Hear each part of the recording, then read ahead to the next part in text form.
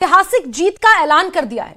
दुश्मन को प्रस्ताव मानने पर मजबूर होना पड़ा, यह ईरान का दावा है। 40 दिनों की जंग के बाद ईरान ने अमेरिका और इजरायली शासन की ऐतिहासिक और करारी हार का ऐलान किया है।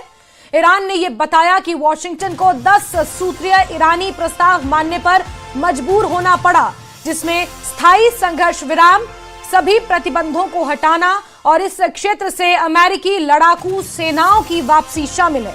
इसके साथ ही यह भी कहा गया है कि युद्ध से हुए नुकसान का पूरा मुआवजा ईरान को दिया जाए। इसके अलावा ईरान पर लगे सभी प्राथमिक और द्वितीयक यानी कि प्राइमरी और सेकेंडरी आर्थिक प्रतिबंध यानी कि सैंक्शंस हटाने की मांग रखी गई है। साथ ही विदेशों में जमे हुए ईरानी संपत्तियों और धन को पूरी तरह मुक्त करने की भी मांग की गई है। तो यहां पर ईरान बहुत बड़े दावे कर रहा है। इस सीज फायर की आड़ में ईरान ने यह बड़ा दावा किया है। ईरान की तरफ से यह दावा किया गया है कि अमेरिका पर ईरान ने ऐतिहासिक जीत हासिल की है, अमेरिका को डोमिनेट कर दिया है ईरान ने। यह दावा ईरान की तरफ से किया गया है। दुश्मन को प्रस्ताव मानने पर मजबूर होना पड़ा, यह ईरान दावा कर रहा है। यह नैरेटिव अब ईरान की तरफ से फैलाया जा रहा है कि हमने अमेरिका को झुकने पर मजबूर किया है। 40 दिनों की जंग के बाद ईरान ने अमेरिका और इजरायली शासन की ऐतिहासिक और करारी हार, इन शब्दों का इस्तेमाल किया है ईरान ने, का ऐलान किया है। ईरान ने बताया कि वॉशिंगटन को 10 सूत्रीय ईरानी प्रस्ताव मानने पर मजबूर होना पड़ा है।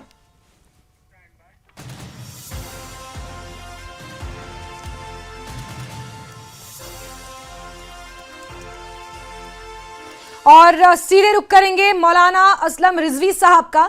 इसी पर बातचीत के लिए हमारे साथ जुड़ चुके हैं। रिजवी साहब, बहुत इस्तकबाल करती हूँ, बहुत स्वागत करती हूँ आपका। आप कैसे देख रहे हैं 2 हफ्ते का ये अस्थायी सीज फायर? बहुत शुक्रिया आपका मैडम और आपकी पूरी टीम का। और मुझे तो बहुत खुशी है क्योंकि ये जो खून खराबा जंग, ये चीज अच्छी नहीं है। हम उसका शुक्र अदा करते हैं कि आज एक बहुत ही अच्छी खबर 40 दिन के बाद मुझे, आपको और आपके तमाम दर्शकों को सुनने के लिए मिल रही है। और आपको भी मुबारक हो, और दुनिया में जितने भी इंसान बसते हैं उनको ये सीज फायर अगरचे बहुत कम दिनों के लिए है, लेकिन फिर भी बहुत मुबारक हो।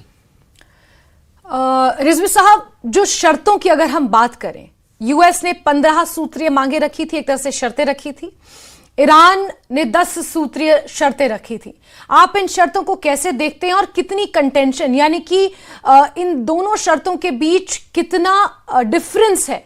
क्योंकि एक तरफ अमेरिका ये कहता है कि आप बिल्कुल भी न्यूक्लियर जो पावर प्लांट्स हैं उन्हें बंद कर दें, किसी भी तरह से न्यूक्लियर वेपन्स आप नहीं बनाएंगे, यूरेनियम का संवर्धन आप नहीं करेंगे। लेकिन ईरान ने जो शर्तें रखी हैं, ईरान ये कहता है कि हमारे ऊपर जितने भी प्रतिबंध थे, चाहे वो अमेरिका की तरफ से प्राइमरी सेकेंडरी थे, चाहे यूएनएससी की तरफ से थे, चाहे आईएईए की तरफ से थे, वो सभी सैंक्शंस हटाए जाएं।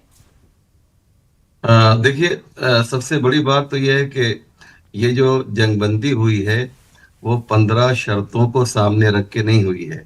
खुद डोनाल्ड ट्रंप ने भी 15 शर्तों का नाम नहीं लिया है, अगर आप उनके ट्वीट में आप देखेंगे, बल्कि 10 शर्तों का नाम लिया है कि जो ईरान की तरफ से रखी गई हैं, उन शर्तों को टेबल पे रखा जाएगा और डिस्कस किया जाएगा। ये बहुत बड़ी कामयाबी ईरान की इसलिए है कि 15 शर्तें जो अमेरिका ने रखी थी उस पर अमेरिका कोई बात नहीं करेगा जो अमेरिका ने कहा है।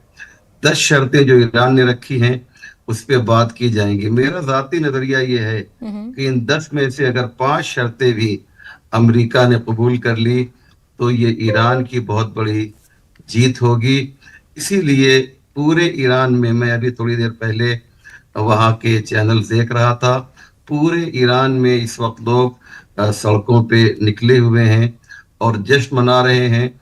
और उनका कहना यह है कि एक छोटे से मुल्क ने सुपर पावर को हमारे सामने झुकने पर मजबूर कर दिया है।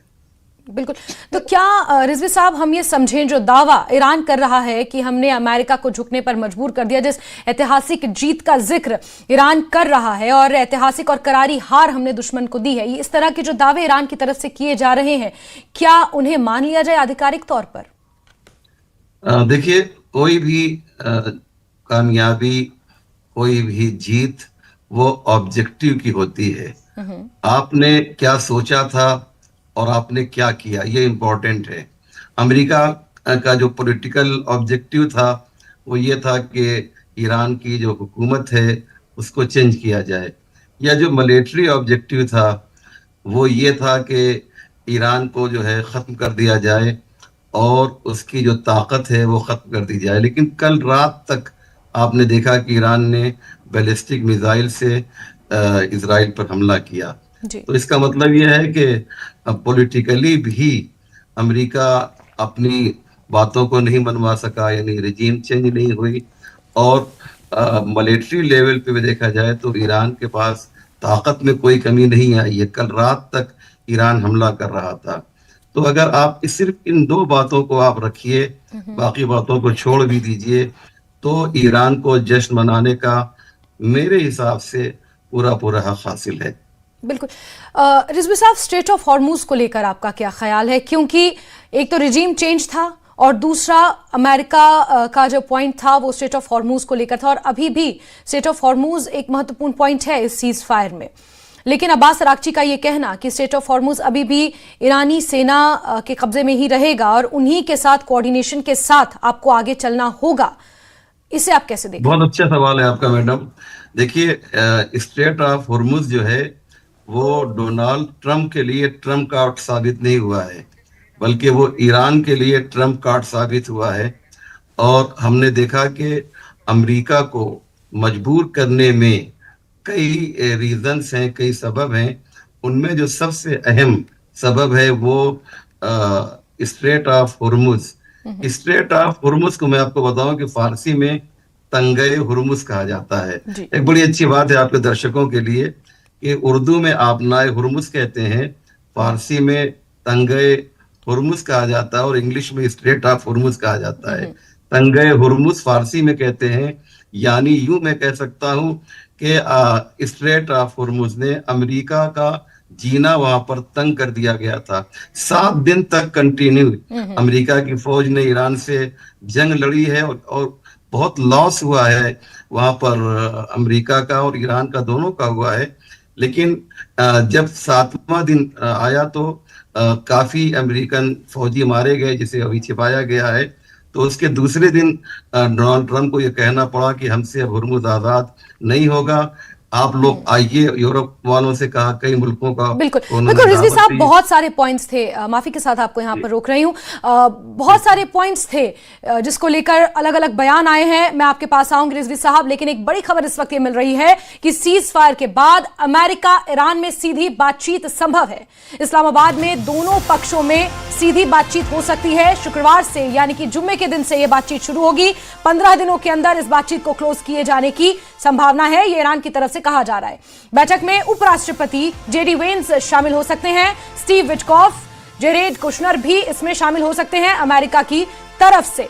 और मौलाना रिजवी साहब हमारे साथ जुड़े हुए हैं। रिजवी साहब, आप कैसे देख रहे हैं ये सीधी बातचीत, क्योंकि ये बहुत दशकों बाद हो रही है। अमेरिका और ईरान का संघर्ष, उनके बीच की कंटेंशन कोई नई बात तो नहीं है, चरम पर इस बार पहुंची, लेकिन कंटेंशन तो शुरू से थी। जी मैडम, वेलकम करते हैं इस अच्छी फिजा में जो बातचीत होगी। देखिए, ईरान ने कभी भी बातचीत से इनकार नहीं किया था, लेकिन ईरान का हमेशा कहना यह था कि दादागिरी के साथ, बदमाशी के साथ, गुंडागर्दी के साथ अगर आप बातचीत करेंगे, मसलन अमेरिका पहले ये कहता था कि तुमको ये बात मानना है, नहीं तो हमला कर देंगे, और ये कह के वो जो टेबल पे बैठता था। 2 बार तो ऐसा हुआ है कि बातचीत भी शुरू हो चुकी थी और ईरान पर अमेरिका ने हमला भी कर दिया, इसके पहले इजराइल ने हमला किया। तो कहने का मकसद ये, ईरान की हमेशा यह ख्वाहिश रही कि बातचीत की तरीके से करना चाहिए, उसमें कोई दादागिरी नहीं करना चाहिए। और बड़ी अच्छी बात यह है कि अब जेडी वेंस भी आ रहे हैं, इनके बारे में पूरे अमेरिका में ये मशहूर है कि जिस तरह से डोनाल्ड ट्रंप एग्रेसिव हैं और बहुत ही खतरनाक तरीके से बात करते हैं, उल जलूल बातें करते हैं जेडी वैंस, उतने ही समझदार हैं। तो मुझे ऐसा लगता है कि जेडी वैंस की जो समझदारी है वो डोनाल्ड ट्रंप के जो एग्रेशन है उसके ऊपर हावी हो जाएगी और एक अच्छी फिजा कायम होगी। हम सब दुआ करते हैं कि पूरे इलाके में, पूरे जिसे कहा जाए कि जनूबी एशिया में एक अमन व अमान कायम हो, मोहब्बत की फिजा कायम हो। और हाँ, उसका असर देखिए मैडम, हमारे इंडिया पर भी, भारत में भी पड़ा है। ऐसा नहीं है कि जंग का नुकसान सिर्फ अमेरिका, ईरान और क्या बोलते हैं इजराइल को उठाना पड़ा है, बल्कि भारत में भी आपने देखा होगा कितनी परेशानियां हुई। तो ये बहुत अच्छी खबर है, आपके चैनल के जरिए से आपने सबसे पहले मेरा ख्याल से ये प्रोग्राम नशर किया है। हम आपको भी धन्यवाद कहते हैं। बिल्कुल बिल्कुल। इसी के साथ मौलाना रिजवी साहब, आप प्लीज हमारे साथ बने रहें। बहुत